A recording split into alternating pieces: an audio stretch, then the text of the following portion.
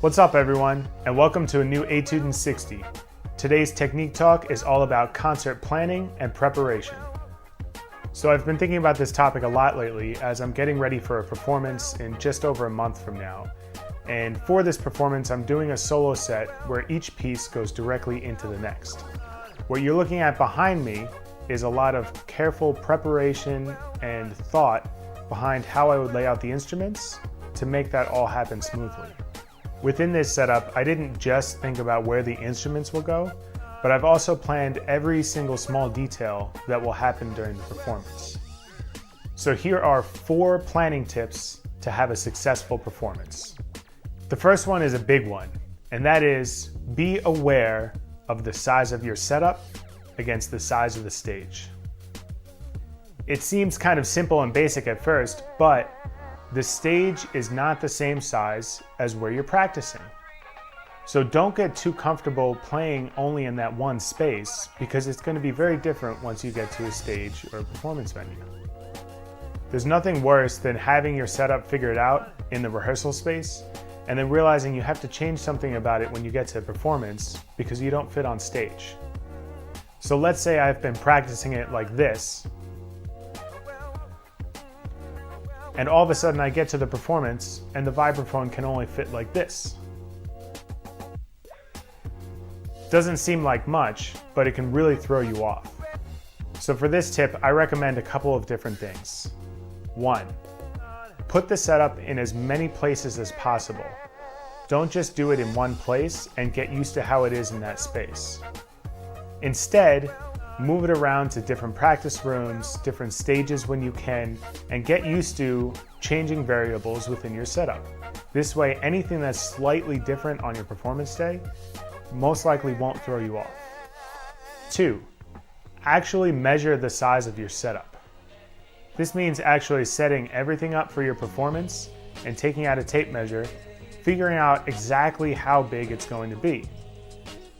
Then, if you can get into your performance space, make sure you're going to fit on stage. If you can't get into your performance space early to make sure you're going to fit, try and get the dimensions of the stage and then compare that against your setup in your rehearsal space. The next tip has to deal with moving equipment from one piece to the next. And in most situations, especially if you're not at a university that has endless amounts of gear, you're going to have to share equipment between pieces. There's nothing wrong with moving equipment during the concert, but there's nothing that can be worse for you as a performer than trying to set something up in a more rushed manner and realizing that everything really isn't exactly how you've been practicing it. On the other hand, from the audience perspective, if it takes too long to set up your next piece, they're going to start losing interest and the general flow of your concert is going to slow down.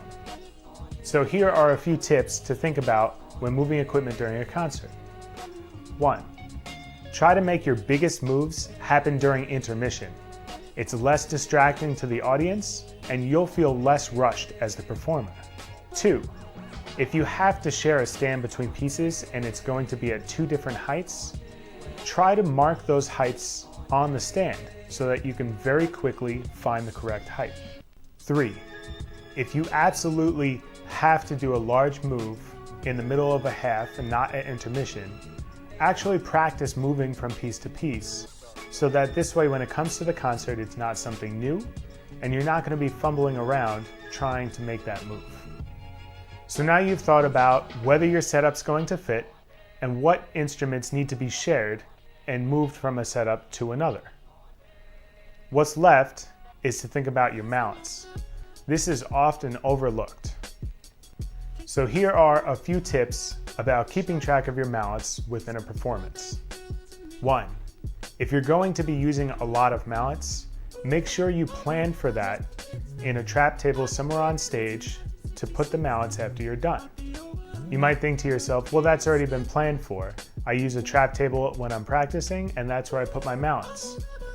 However, maybe you didn't account for how many mallets you were actually going to need for the concert, and your trap table ends up looking like this.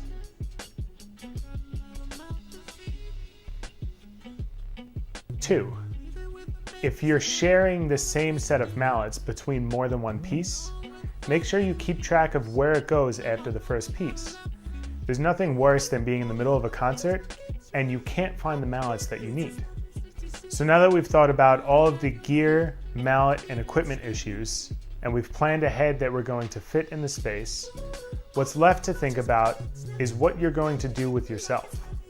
Now this is really important for the overall flow of a concert, and that is, how are you going to move from piece to piece? Are you going to leave stage each time and come back out? Are you going to bow in between every piece? Or are you going to figure out a program that there's no breaks and you go straight from one into the other? No matter what option you end up choosing, it's really important that you actually practice moving from piece to piece, because you don't want anything to feel new, strange, or awkward when it comes to the actual performance. So those are my 4 planning and preparation tips for your concert. If you want to read some more about this, check out Cameron Leach on his blog, and he wrote a lot about this, specifically about concerto preparation. If you have any thoughts about what I talked about today, feel free to message me or leave a comment below. Don't forget to hit the subscribe and like button. Stay up to date with all these videos.